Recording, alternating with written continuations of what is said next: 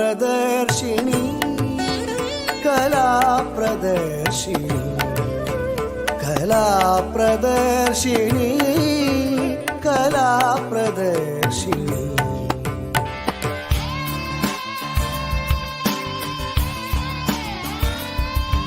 कला प्रदर्शिनी कला प्रदर्शिनी कला प्रदर्शिनी कला प्रदर्शिनी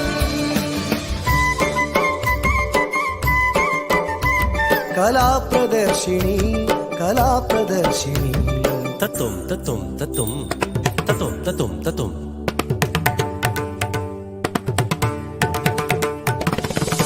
कला प्रदर्शिनी.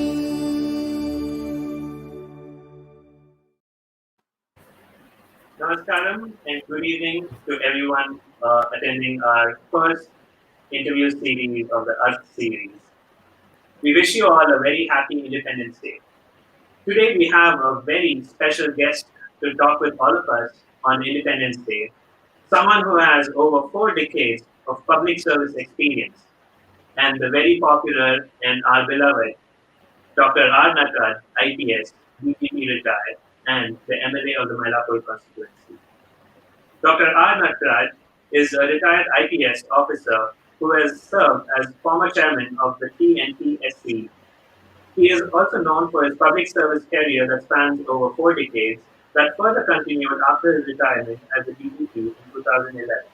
He belongs to the 1975 officers batch and has served in various state and central government capacities. Furthermore, he has been a part of the CRPF and has served in the difficult areas of the Northeast and Jammu and Kashmir. He was the first secretary of the Indian High Commission in Kathmandu from 1986 to 1990. So we are very privileged to have you amongst us today. Welcome to our show. Thank you very much. Thank you very much. My privilege to be part of this. A first speaker in your program.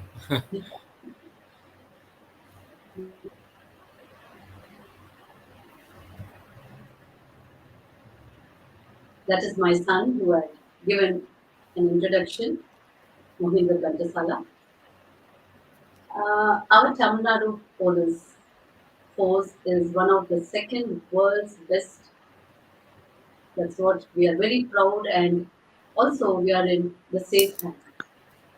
How did you choose this line, which is very, very difficult, because you have to, it's a big challenge and you have to really deal with many situations and different people. How did you choose, sir? No, I'm a product of 1960s. My teenage was during 1960 when India faced 3 wars. 1962, the Chinese War, 67, war with Pakistan. Again in 1971, war with Pakistan, when Bangladesh was formed. So during that period, very turbulent period, when we heard so many stories, exploits of our Jawans in the border, and naturally all the youngsters were so fascinated by these war stories and also motivated to do something for the country. So in fact, during that time, I joined the Auxiliary Cadet Corps in the school, and also in the National Cadet Corps in the college, in Vivekananda College. So the fascination for uniform started then. And then, of course, it was a natural corollary that I should get inducted into some security-related service. So I joined the Indian Police Service. And as you rightly said, it is a very, very difficult service. Like any other, it is not like any other government service. It has got its challenges. Very difficult to satisfy all sectors of society. It's a very challenging work, and that gives immense satisfaction. So, because if you're able to achieve something, the result is seen immediately, unlike in any other government service. So that way, I've been very fortunate to be serving, to have served in the Indian Police Service. And if I have to repeat all over again, I would again choose this service only. So that is wonderful, sir, because I think the NCC is something, and Vivekananda College, even I'm an alumni of that, so I'm so proud that I was able to follow at least a portion of what you did. And definitely talking about NCC, earlier today we had another discussion with Lieutenant General P.R. Shankar, and one of the questions that I asked him, back in the day it was mandatory. I believe in your generation it was mandatory, but by the time I was in college it was optional. And what we saw is the level of unity and discipline that was instilled amongst the NCC cadets. The non NCC cadets or the youngsters of today seem to take a lot of things for granted. Like, for example, the freedom of speech and availability of avenues like Facebook Yeah, and Twitter. social media. Yeah. Youngsters are able to just talk whatever they want without even having experienced one little bit of what it means to be in the armed force. What is your take on that, sir? Yeah. See, very rightly, I think he was observed because the armed forces, security forces, teaches you first lesson they teach you is to obey. In fact, Swami Vivekananda says, education should make you obey. Only then you can command. I mean, what he means is, unless you involve yourself fully into something, then will you be able to have a command over whatever you have learned. So similarly, in the armed forces, what is told to you first is obey. That is, the discipline is more important. If I have to command my men, I have to be disciplined myself. So discipline is not in a very narrow sense, in every sense of the term. As they say, the synergy of thoughts, words, and action. What we think and what we speak and what we do. So there should be a synergy in this. So this is what the armed forces, this is what the security forces, this is what the police service teaches you. First you go and obey, and after that only you can command. And that applies across the board. So the youngsters today, what is important for them? Of course, it is a plethora of opportunities are opening up to them, but they have to choose the right thing. And for that, they have to be listening. In fact, we don't have people to listen. We keep on talking. Social media is full of a lot of information, but we are not prepared to listen, which is very, very important. And youngsters today, particularly, they have to choose the right path, and that will come only when you assimilate what you have, what you see, what you have learned. If you are able to assimilate and inculcate within you a kind of discipline, then you'll be able to deliver and you'll be able to achieve whatever you want. Wonderful, sir.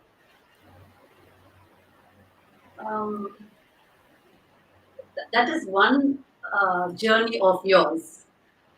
But the other journey you have chosen as in the politics. How did you balance? No, I tell you what, in the government service, we are called public servants.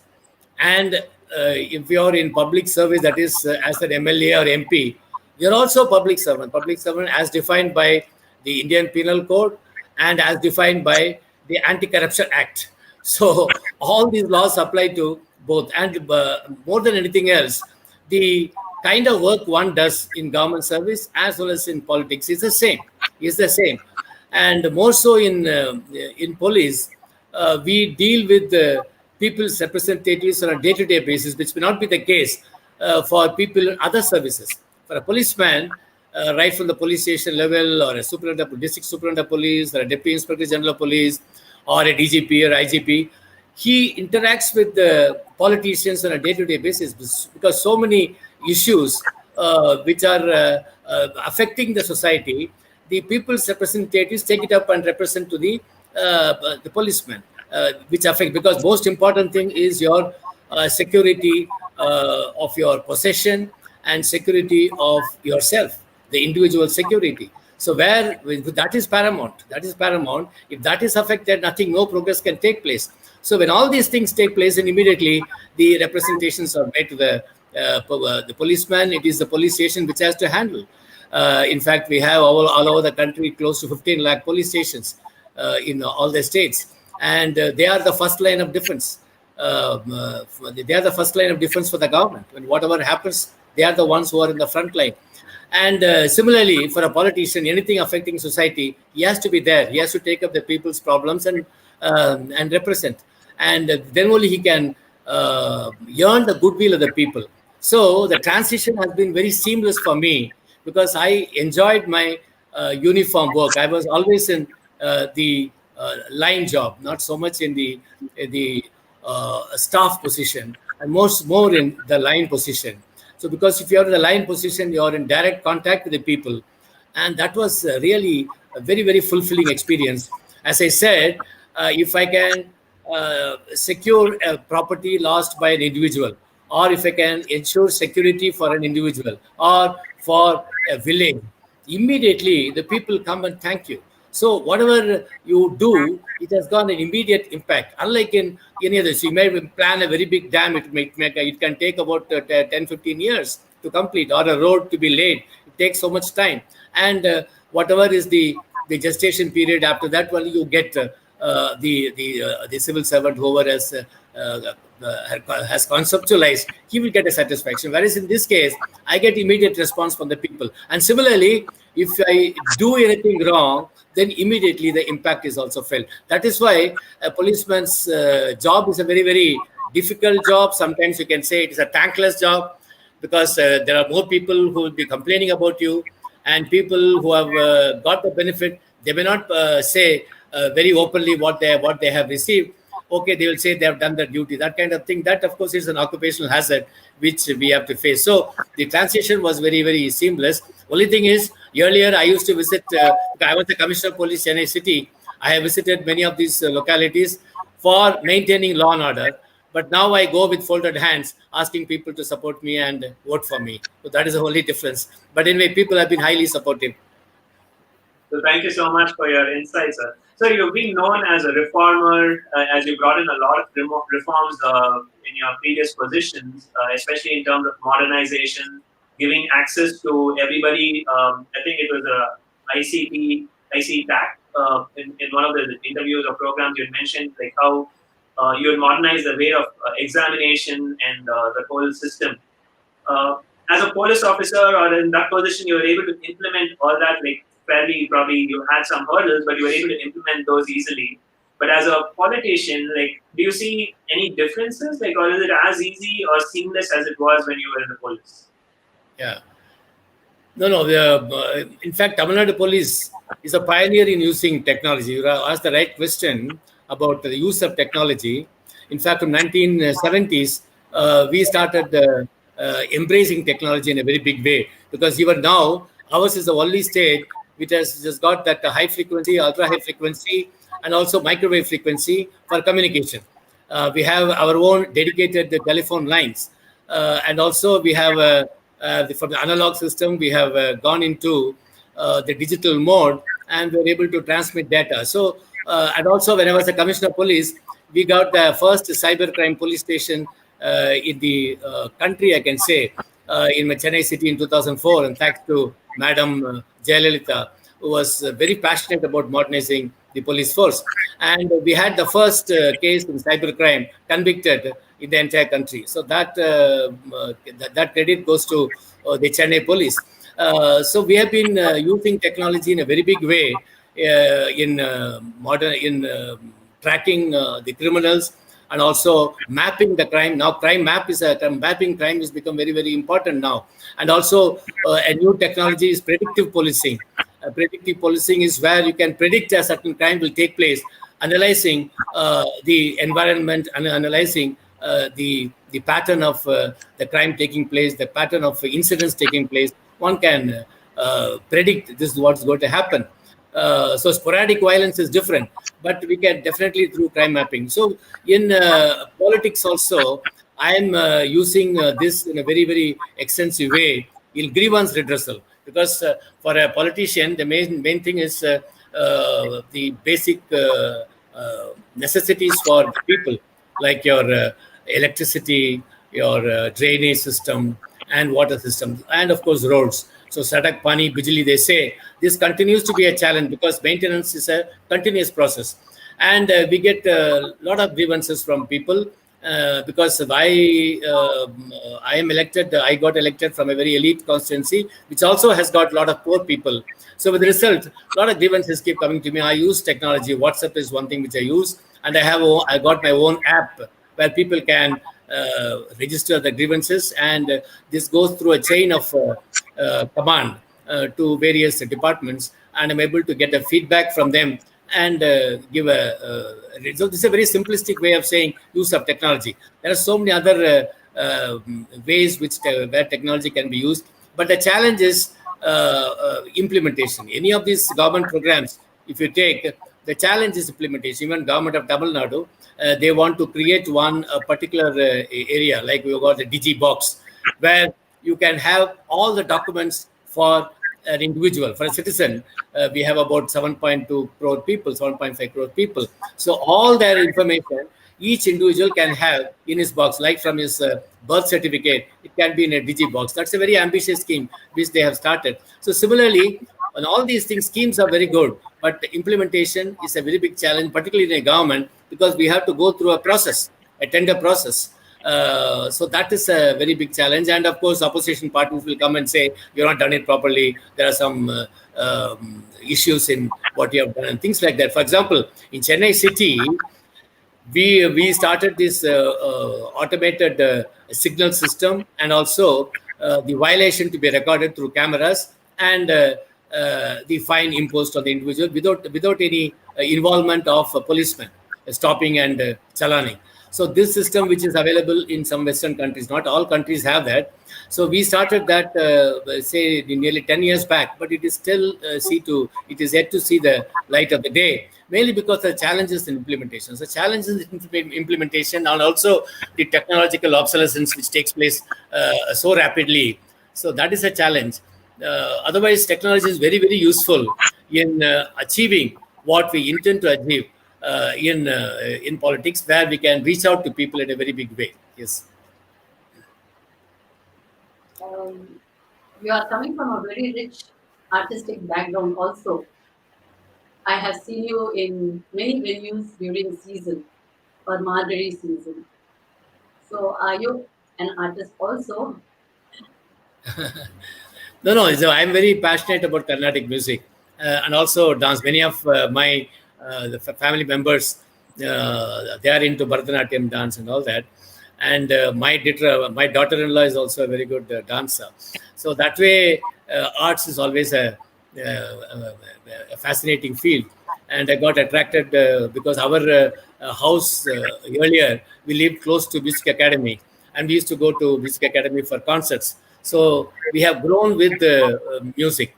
And now I'm very fortunate to be in Mylapore, which is a center for arts and dance and various forms of art. In fact, for a different kind of music, UNESCO has acknowledged Chennai city as one of the cities in the world which gives importance, which gives an opportunity for growth of all genre of music. That's a very, very, very good accolade which Chennai has got. And of course, I also play on the violin sometime.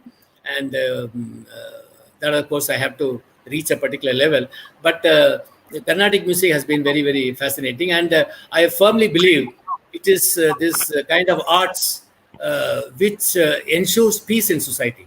As they say, I think it was Yehudi Menuhin, the great violinist, who said, jazz clears dirt in society. That is, music clears dirt in society. Whatever dirt you have in society, the dirt means the dirt which we have within ourselves, within our mind, within our thoughts. All these things is cleared with the music. That's what they say.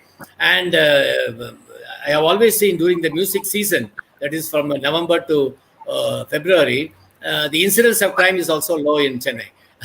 So that is one.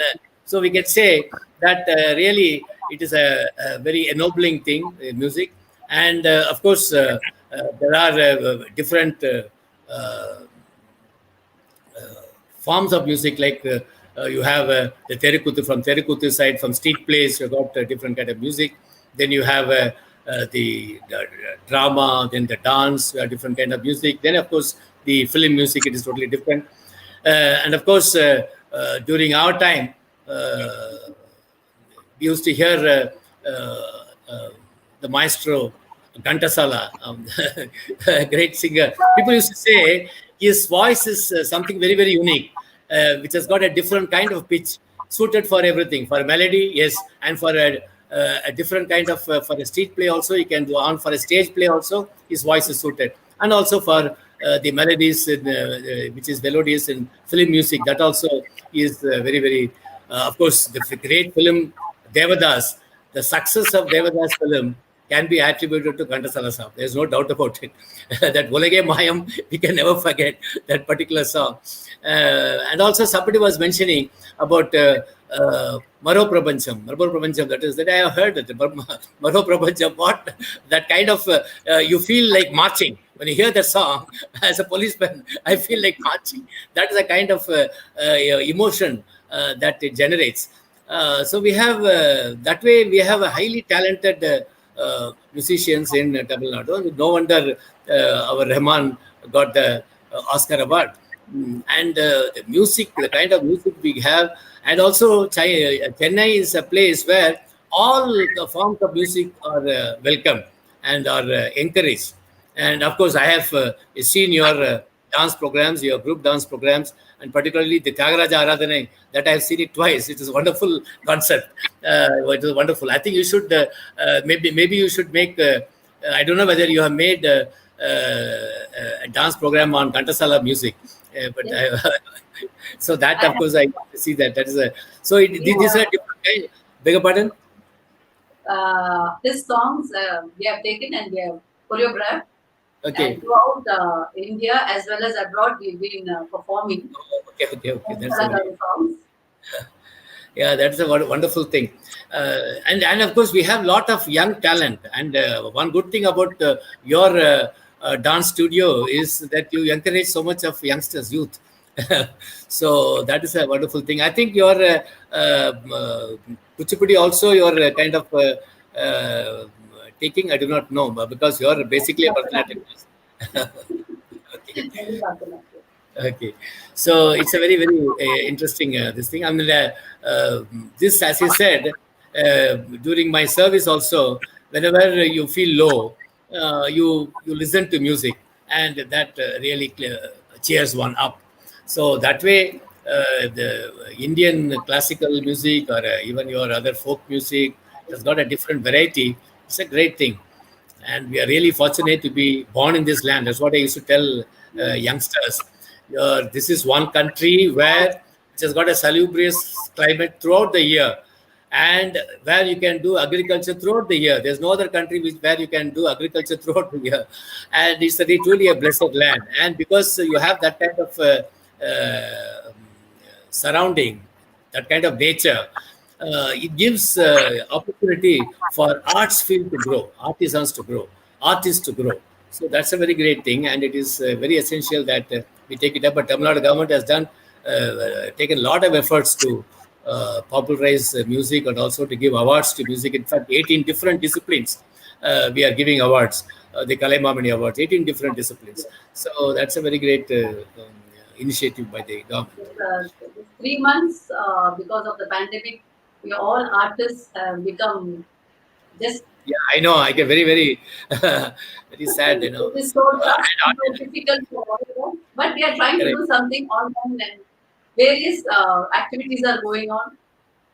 I wish. no, but I think we should revive, because as I don't know whether it is Soumya or somebody who said nothing like having an audience connect, because we have this online thing, we have online concerts and all that, but nothing like being. So now, even today, I attended the Independence Day government function.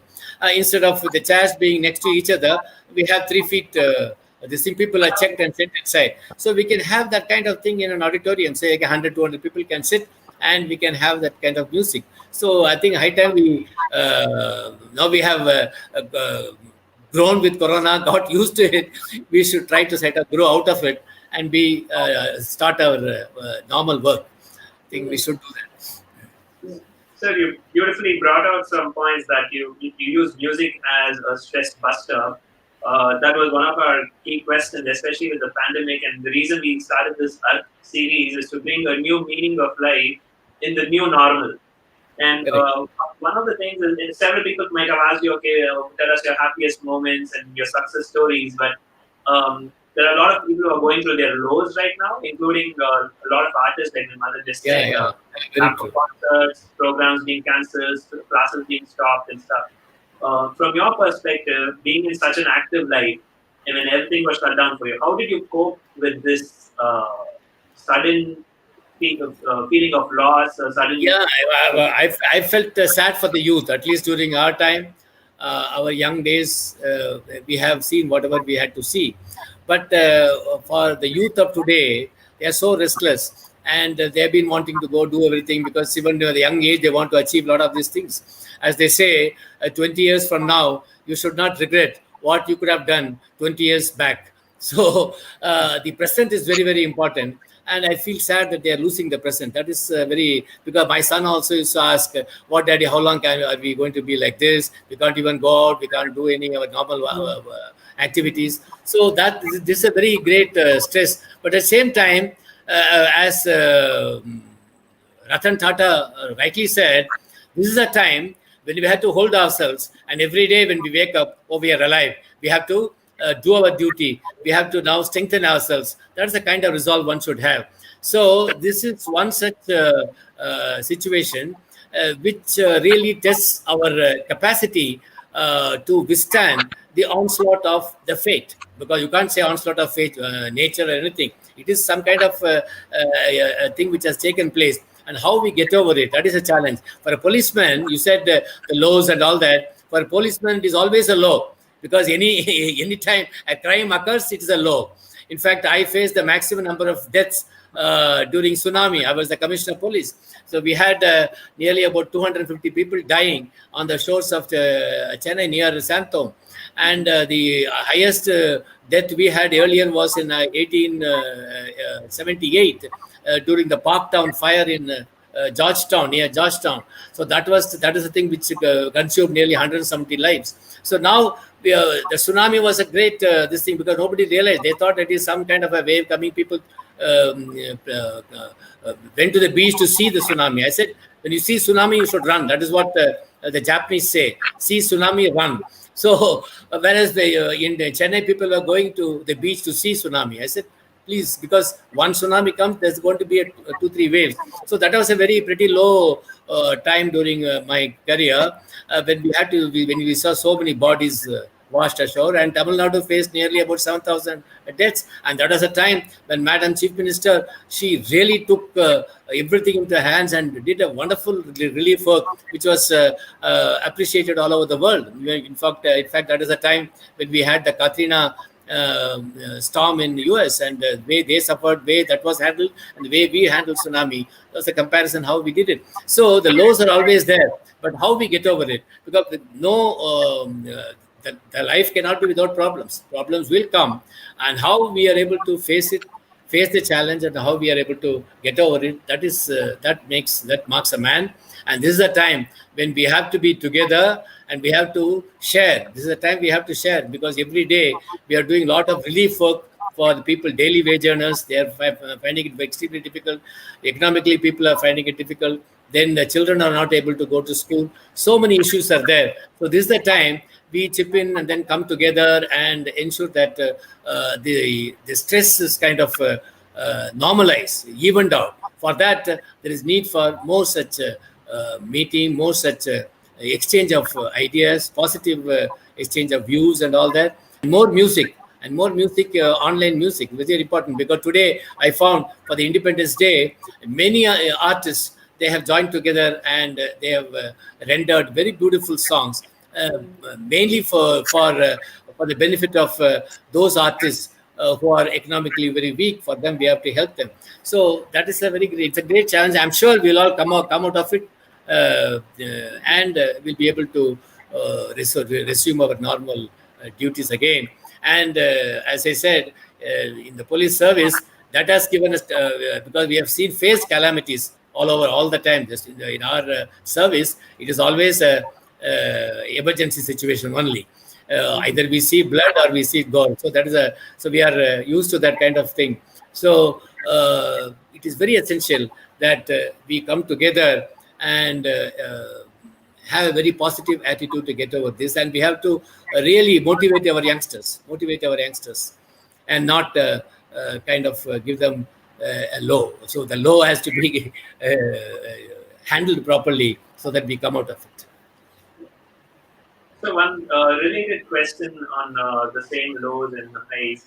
Um, so on one hand, the tsunami example that you mentioned, you saw a lot of death happening in front of you. But when you were when you were part of the CRPF in the Jammu and Kashmir region, you yourself would have faced all that, like in terms of the terrorist attacks or those kind of risks that you put your life in front for the nation and for the state and for the security of others. But how do you compare the situation then versus now? Because today now everybody to wear a mask, people are hesitating, they're crying and they're complaining about it's so hard, I don't want to wear a mask. But people Correct. like you've faced much more. You've seen death That's what I because know. Whenever we face difficulty, we should think of that Jawan who is standing sentinel at Siachen, that cold area. He is there, away from his family. He doesn't know when what will hit him next, and again he is not able to connect with his family. So we should think of that. There are people who are worse off. There are people who are facing so many difficulties. So, as it is said in Tamil, Tamil Meliare Noki Tamudame Amma Peridendru Agamaliga. Tamil Kattare Noki Karutariga. So, what it means, we have to see people who are having more difficulties and say, "Oh God, you kept me well." And why, when you should feel really bad or jealous when you see somebody who is so well read, who is so erudite, then you should say, "Oh my God, he's so well read, so erudite. I should now reach that kind of level." So that is the kind of attitude one should have. So we keep on complaining everything. That is a problem which a policeman faces on the road, because it's a thankless job which he is doing. Now he has to see whether people are wearing the mask, whether people are going properly, then whether they are maintaining social distancing. So all those things now when they say two people cannot travel in a vehicle because of this pandemic, I see four people traveling in a motorcycle without mask. So when people throw caution to the wind, it's not just that. They say that nothing will happen to me. I'm quite fine. So this is the kind of attitude, because even if you're asymptomatic, you got the potential to spread the disease to others. So we are now facing a very important, very difficult situation. We have to understand that. So people cooperate. There are many who are cooperating, but this is a thing which people should understand. And as I said, we should think of people who are having more difficulties and say, "Okay, God, you kept me well, and I should be more responsible." So that is the kind of message we should keep for ourselves. so one of the questions that we're getting from our audience here is both art and armed forces or the defense forces are given very low importance in the academia or in schools and colleges. But then, how is it that people are choosing the police forces or the armed forces subsequently? Should this be included as a part of the school curriculum to make arts as mainstream and different forces as mainstream to give students an idea of what they can get into? Exactly. See, that's why armed forces, it offers you after schooling. The National Defense Academy is there. NDA is there in Kadakwasla in Maharashtra. So where after schooling you enter and you get a degree. You get a degree and also get inducted into the armed forces. So that is an opportunity. In fact, that is the idea behind this National Cadet Corps and all that. But there should be more involvement of with the motivation for the youth to join the armed forces. That is why the army also is taking a lot of efforts to kind of motivate the youth to join the armed forces, because not everybody can join the armed forces, because it requires a kind of physical fitness, it requires a kind of mental strength, mental ability. In fact, the services selection board examination they conduct is a very difficult examination. It of course as difficult as the Union Public Service Commission civil service examination. As they say, these examinations is passing this examination or clearing this test is compared to falling from a 15-story building and come out unscathed. So that is a kind of probability in these services. your entrance examination is so tough because we need people with a lot of physical strength and mental strength. And there should be more such motivation in schools and colleges so that youth are motivated to join the force. So if you take Punjab, there is a tradition. Everybody has to join the force. Even if you take Tamil Nadu, certain districts, Vellore if you take, or Tuticorin, or Virudhunagar, some other districts, the people there, by nature, their aim is to join the forces. So that kind of motivation should be there in all the schools, so that that is the idea behind this NCC, National Cadet Corps, and we should also respect the armed forces. So, in fact, we should never grumble for the benefits which they are, the pay or whatever benefits they are given. We should never ever argue. Whatever is due to them should be given. So, unless you have these armed forces, because they are the ones who are doing the most difficult job on a day-to-day basis. On a day-to-day basis, they are fighting the enemy within and without. Now there is no external threat, internal threat. There's no difference now. External threat and internal threat, it is kind of merging. So now we have the unknown threat coming from terrorists. So they are waging a different kind of war.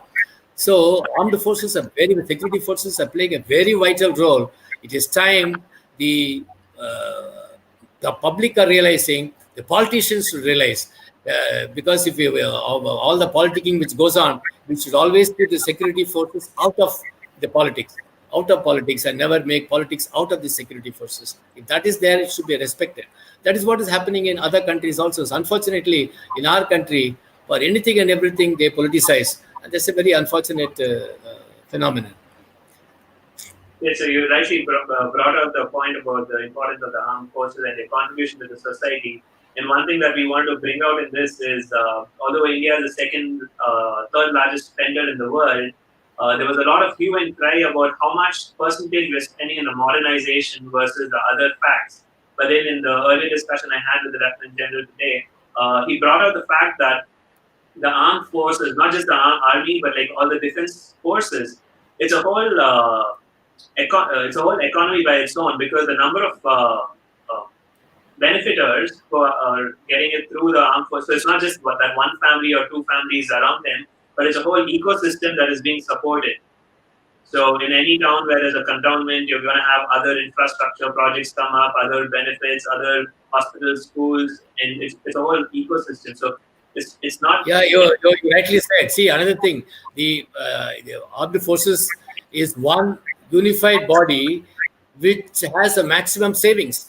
They don't squander the money, unlike the other people in other jobs. Whatever money they get, they are all pledging their future saving, future earnings, and spending today. Whereas armed forces, they save money, and they are the biggest contributor for the insurance companies and all that. They are all insured, and whatever money we pay in any center, if you take, the money is spent in the locally. So locally, service sector improves. So if we have an army unit in a particular area, if we have the Southern Command or somewhere, people who get money there, they are spending it locally. So there is a kind of improvement in the economy in that area. So people don't fail to realize that. And the most important thing for a country is saving. In fact, our country has weathered a lot of economic storm all over the world, which took place in the beginning part of this century. The subprime situation in US and all that, we got over that mainly because we had a very good, huge saving, nearly 64% saving. And now, though, of course, it has come down, we save so much. And because of that saving, and we have a huge economy ourselves, we could survive. Our population itself is a huge economy, and where we could support the industry. So that way, this particular thing, we should never grudge whatever is being given to the armed forces. We should give with a very open heart. Even people who lay down their life, whatever is solatium that is paid, there's a discussion, why should we pay so much and all that. So people are dying in some other service also. It is not like that. Here is a person who has pledged his youth. He's pledged his youth, young age, where from 18 to 40, the best part of one's life, he is elsewhere away from his family. And family is under tension. He's under tension. And he's serving the country. So these people fail to realize, and at least on Independence Day and Republic Day, on these national days, we remember the armed forces. And I'm very happy that you have brought this particular thing. This is a day when we should really, truly pay our homage to the Jawans who laid down their lives. and also our pranams to those who are serving the borders. Thank you, sir. So one more question around the similar topic. Um, One of the key discussions that's happening right now is the embargo on the 101 defense products. I know that's for defense weapons, but that's for the army. The Tamil Nadu police being one of the most high-tech and the second best after the Scottish, maybe it's now even better than them. How are we doing in terms of being indigenous and developing our own technology and actually passing it down to the police force? No. See, we have a centralized analyzing team, that is Bureau of Police Research and Development in Delhi, which analyzes various technological innovations taking place and adapting to it. Say, for example, you take a simple thing like your tear gas for dispersing a violent mob. We use the tear gas shells. These tear gas shells earlier were imported. Now we have got our own unit in Tekkanpur in Madhya Pradesh, where Border Security Force, which is under Border Security Force, and they manufacture the tear gas shells. Now they also fabricate vehicles where all these equipments are fitted so that for dispersal of mob, and also less lethal weapons, because police have, compared to the army man is trained to kill, whereas the policeman should not use weapon, and even if he has to use weapon in a situation, the injury should be minimum.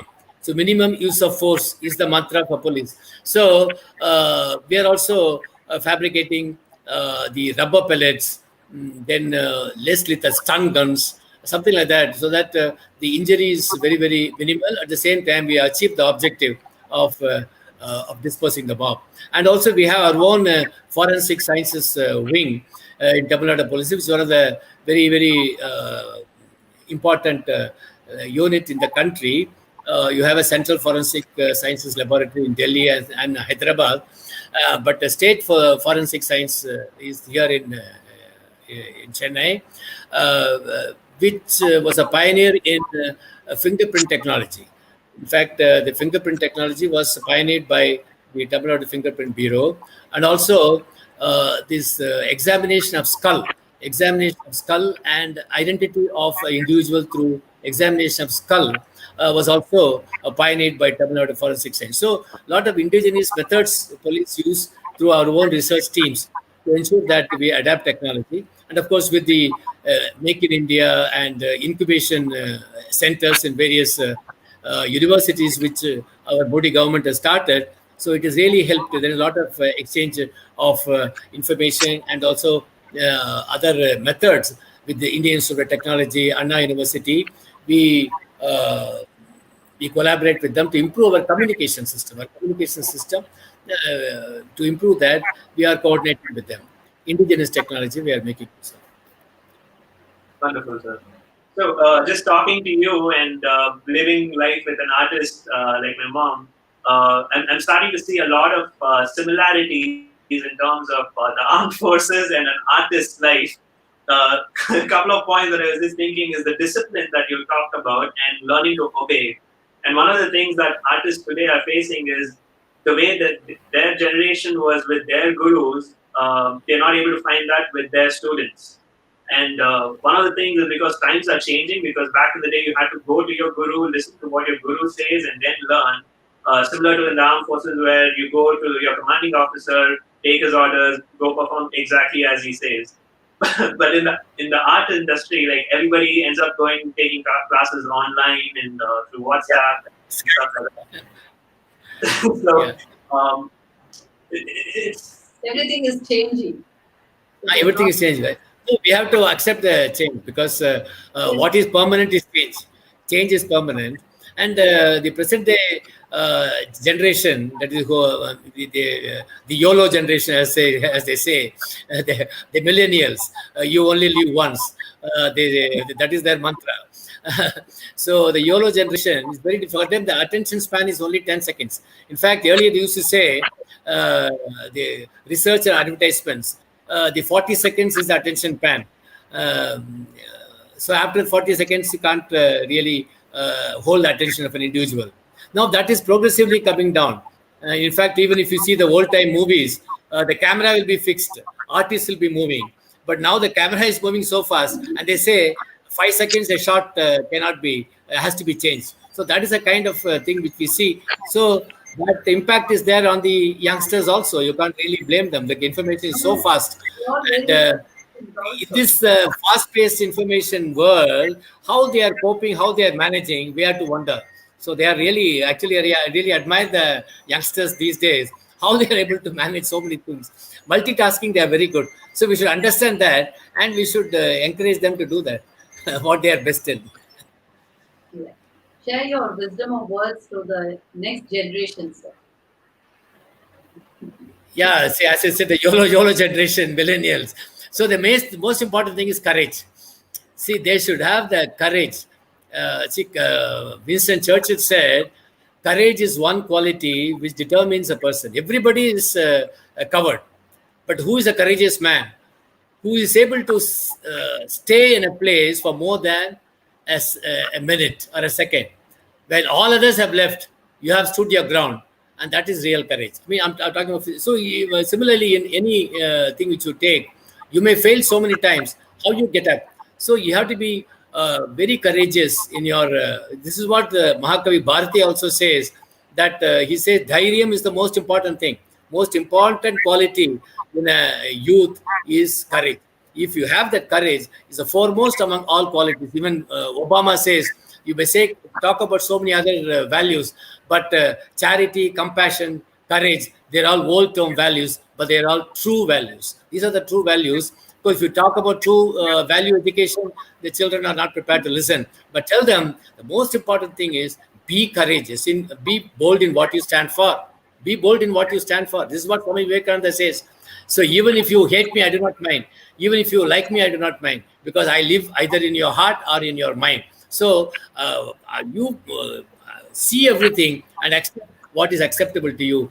Be bold in what you have to say. At the same time, be very, very courteous to others. In fact, the human rights is arm's length. Human rights is arm's length. Whatever you exercise, that should not offend the other person. So that if that is the way you have your conduct yourself, then it's a very happy existence. Thank you so much, sir, for your words of advice. I'm sure a lot of people like me and everybody else would take your advice, stand boldly, and take courageous decisions. I'm sure many people are in that situation right now with the pandemic. To make any decision, you have to be courageous. So thank you so much for that, and talking to you was so insightful. Thank you so much for your time. Thank you. Thank you very much, and all the best to your initiative. You started very well. It's a very important initiative. As I said, we should keep on talking, and this is the only thing which will smoothen out whatever stress we feel, real or imaginary. Mostly imaginary, but nothing is real. So we should not be bothered about anything. Then life is beautiful. Life is wonderful. Life is too wonderful to be spent worrying. Thank you very much. God bless you all.